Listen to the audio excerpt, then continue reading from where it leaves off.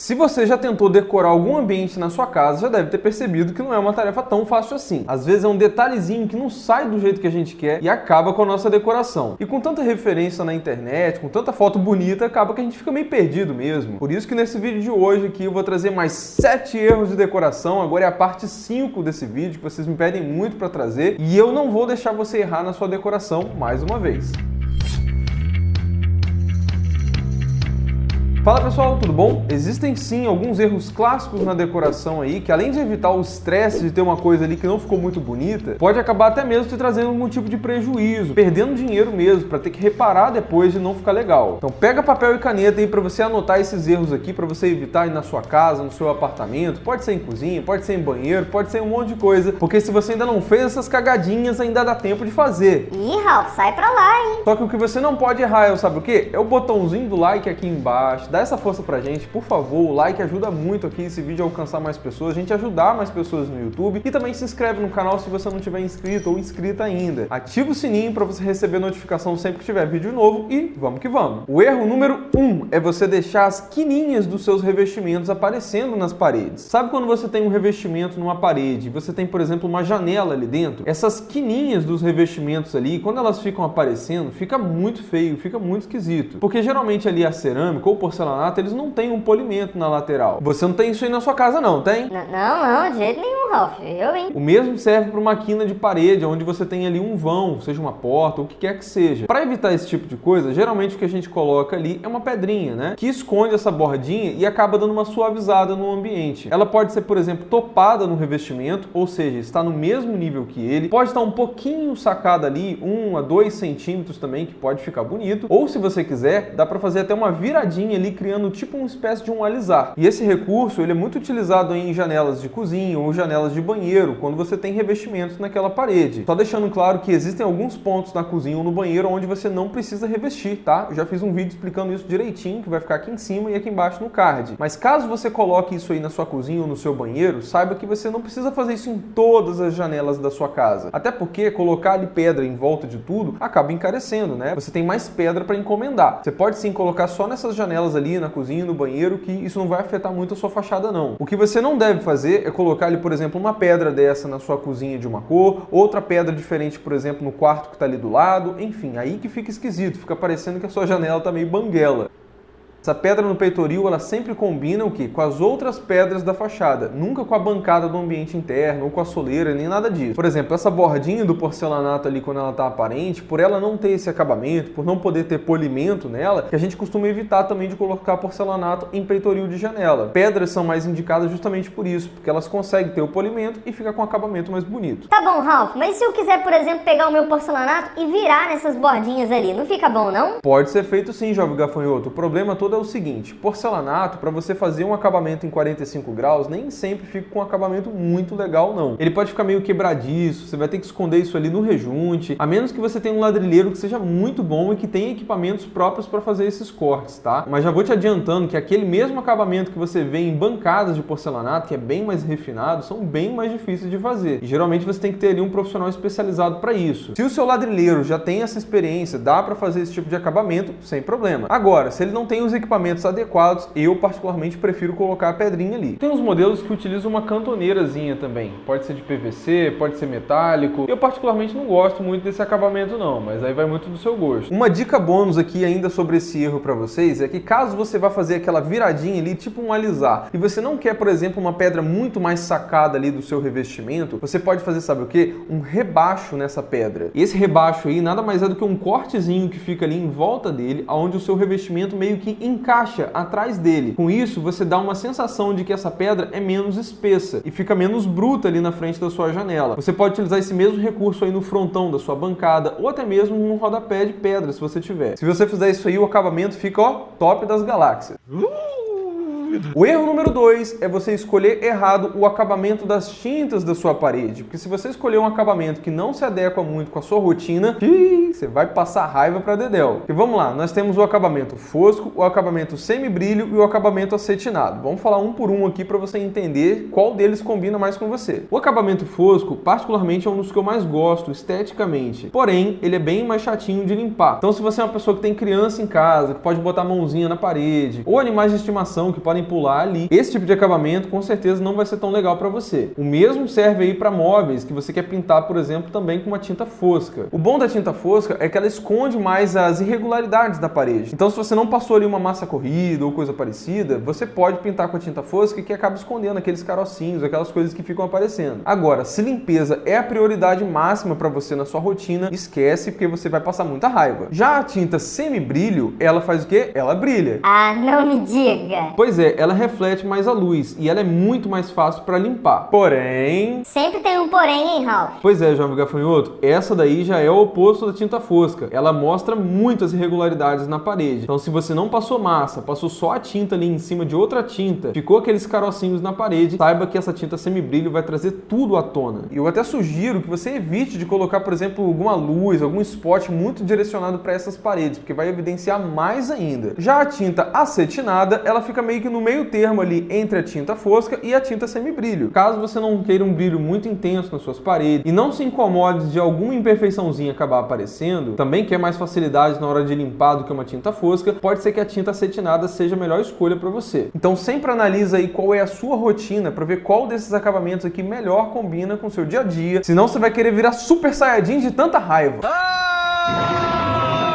Eu particularmente gosto muito de usar tinta fosca e deixar o brilho mais para os móveis, para o piso, essas coisas assim. Mas aí vai muito da rotina de cada pessoa. Erro número 3, cuidado com revestimentos que acabam sobrepondo um ao outro e deixando um ambiente muito carregado. Como assim, Ralph? Calma, pá, vou explicar, você não me deixou terminar de falar, ué. Existem revestimentos que possuem desenhos, texturas, que por si só chamam muita atenção. E se você colocar ali um muito perto de outro que tem as mesmas características, isso pode deixar o seu ambiente muito pesado. Por exemplo, se você quer utilizar um revestimento aí de granito, tem ali naturalmente aquelas pintinhas. Se você colocar do lado dele ali, por exemplo, numa parede ou alguma coisa assim, um revestimento de mármore que tem aqueles veios bem ressaltados, isso pode causar um excesso de informação naquele ambiente e deixar ele muito mais pesado. Tem sim mármores que são mais discretos, como por exemplo o mármore travertino, que também são muito bonitos. Mas na maioria dos casos isso pode sim trazer um excesso de informação, deixar o ambiente meio over, que a gente chama, né? A mesma coisa se você quer colocar, por exemplo, um tijolinho na parede e logo do lado você quer colocar uma pedra natural. Os dois são muito lindos, só que acaba que a imponência de um acaba ofuscando o outro e vice-versa. Só deixando claro, tá, pessoal? É possível sim fazer essas combinações. Eu, por exemplo, que trabalho com isso o tempo todo, fica fácil para mim fazer uma composição aqui e ali e deixar isso mais harmônico. Mas como o foco aqui do canal é falar com pessoas leigas, pessoas que gostam de decoração, gostam de arquitetura, gostam de obra, mas não vivem disso como eu, por exemplo, eu quero dar dicas para vocês que seja mais fácil de não errar. Se você quer botar todas essas coisas aí dentro do mesmo ambiente, eu te aconselho muito a você ter a ajuda de um arquiteto, de um designer para te orientar. Então a minha dica é, se você está buscando revestimentos assim que tenha muita textura, muito desenho, causa um impacto muito grande, por exemplo, na parede, tenta deixar o seu piso numa cor mais amena, mais uniforme, com menos desenho. Já se você quer fazer o oposto, deixar ali o seu piso com mais desenhos, com mais informação, por exemplo, o granito com as pintinhas ou o mármore com os veios, tenta deixar as paredes mais neutras, mais homogêneas, com menos informação, porque assim você vai ter muito menos chance de errar. Mas dá sim para você pegar alguns elementos que são coringas assim e colocar na sua parede que também vão chamar a atenção, como por exemplo uma marcenaria, de preferência ali com cores que tem algum tipo de contraste, né, com a paleta de cores que você está usando, para ela não ficar muito apagada ali no ambiente. Tem gente que pinta tudo de branco, bota marcenaria branca, fica muito monótono. Pode você também colocar quadros decorativos que também chamam bastante atenção, espelhos também que causam um efeito muito bonito e deixam o ambiente mais dinâmico, mais amplo, ou até mesmo objetos de decoração de modo geral. Se você seguir essa dica aí, dificilmente seu ambiente vai ficar carregado demais. Erro número 4, já que nós falamos aqui do espelho, vamos focar neles. Cuidado com a parede que você escolhe para colocar o seu espelho, porque ele é sim um elemento muito bonito, ajuda a ampliar o ambiente, principalmente em cômodos muito pequenos. Ajuda demais também a você refletir alguma textura que você tem em outra parede para deixar o ambiente ainda mais sofisticado. O problema é quando você posiciona esse espelho em alguma parede que não é muito legal assim dentro do seu cômodo. Vamos dizer que você coloca um espelho voltado aí para a porta do banheiro e você fica vendo quem entra e quem sai ali o tempo todo. Isso não é legal. Outra coisa que não é bacana é você colocar um espelho voltado para um corredor e ele está refletindo uma parede que está ali pertinho dele. Também não fica interessante. Outra coisa que você tem que tomar muito cuidado é se entra um sol muito intenso ali pela sua janela e ele reflete no seu espelho, porque isso pode acabar ofuscando os seus olhos na hora de estar vendo uma TV ou alguma coisa do tipo. Você pode colocar o seu espelho ali perto da sua mesa de jantar. Tem gente que gosta de botar na parede toda, tem gente que prefere colocar só uma meia parede ou em módulos separados ali em cima. Tem tem como colocar perto do seu aparador também, que fica muito legal. Em quartos também, em cima da cabeceira, também fica muito bonito. Se você posicionar esse espelho voltado para uma janela, toda aquela claridade que entra ali pode também ampliar muito mais a iluminação dentro do ambiente. Só tomar cuidado com essa questão aí, se entra um sol muito intenso para não ofuscar os seus olhos, tá? Mas enfim, você não encontra espelho só prata não, tá? Tem várias cores que você pode ver aí no mercado. Ele tem borda ali também que pode ser bisotada para um ambiente um pouquinho mais clássico. Enfim, eu já fiz um vídeo bem completinho sobre espelhos que eu vou deixar aqui em cima no card e aqui na descrição para vocês. Erro número 5, e esse daqui eu já fiz. Ah, olha aí como é que pega, ó. Pois é, eu sou humano, também erro. Sabe quando você quer colocar uma bancada de banheiro ali, fazendo meio que um L, aonde ela vai meio que uma prateleirinha em cima do seu vaso sanitário? Pois é, uma vez eu fui fazer esse tipo de bancada com uma saia e logo abaixo dela ali ficava, por exemplo, um vaso sanitário de caixa acoplada. O problema é que esse vaso, ele é acionado por cima e a saia ia ficar tão alta que não ia dar para você colocar a mão ali e acionar o vaso sanitário. Para piorar, eu ia colocar ali, por exemplo, uma cuba de semi-encaixe, que é aquela que fica um pouquinho acima da bancada, e isso faria com que a minha bancada ia ficar mais baixa ainda. Então, se você gosta desse efeito no seu banheiro, como é que você evita esse tipo de problema? Primeiro de tudo, você tem que saber a altura da sua bancada certinha, porque quando você quer colocar um tipo de cuba que não é daquela de embutir, que fica dentro da bancada, você sempre vai posicionar ali a altura máxima baseado na altura da cuba. Geralmente em banheiro, a gente usa ali em torno de 90 centímetros. Quando você utilizar uma cuba dessa que fica um pouquinho acima da sua pedra, da bancada em si, você vai posicionar esses 90 centímetros baseado na altura dessa cuba que você escolheu. No caso desse modelo de semi-encaixe que eu escolhi, ele ficava ali uns 5 centímetros a mais da pedra. Então você precisa prever isso na hora de fazer o projeto. Nesse caso da bancada, ela ficou ali com 85 centímetros, porque a cuba estava um pouquinho mais alta. E para piorar, nessa prateleirinha tinha uma saia que estava descendo ali. Então nesse caso aí, eu te aconselho a não colocar saia, deixa só a espessura da pedra mesmo ali, os 2 centímetros, e de preferência faz essa continha que eu te falei, se baseia sempre em cima da cuba, ou utilize então uma cuba que seja de embutir nesse caso. Por via das dúvidas, quando você for fazer a compra lá do seu vaso, leva uma trenazinha, bota lá para você medir, geralmente os vendedores têm também. Pede para medir a altura da caixa acoplada do seu vaso para você ter uma noção dessas alturas. Agora nós vamos para o erro número 6, e esse aqui eu sei que vai doer o coração de muitas pessoas, mas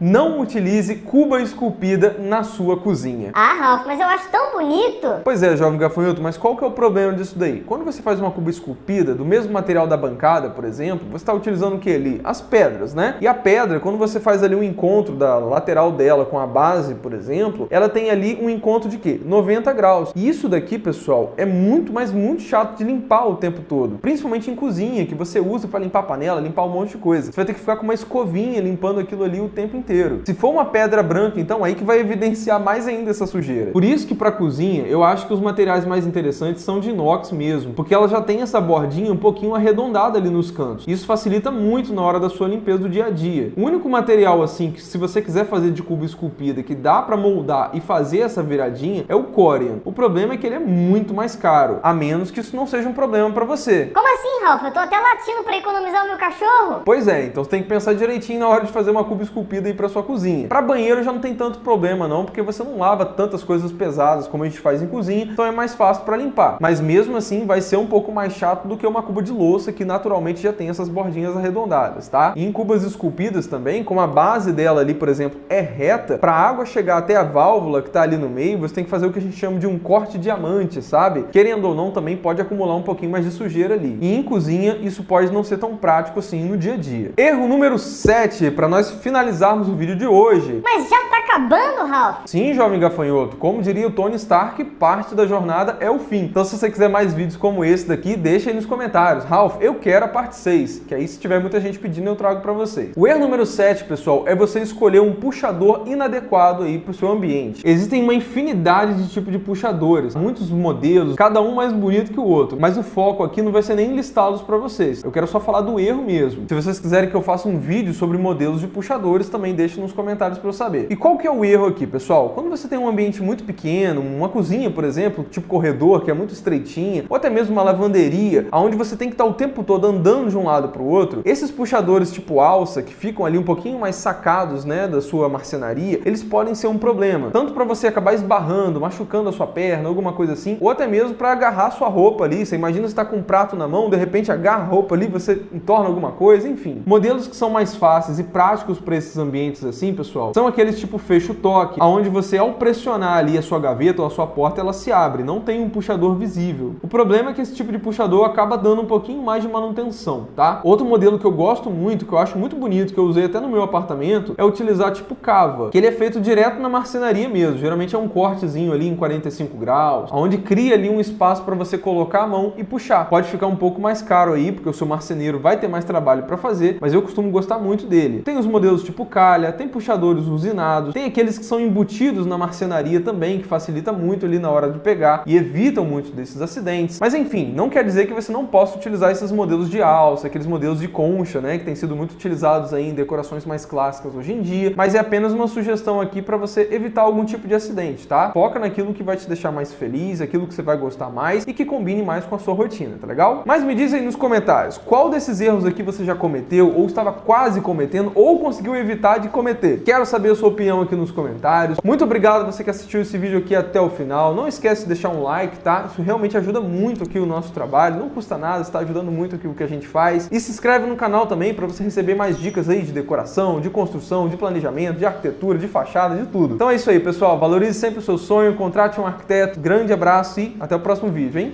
Tchau, tchau!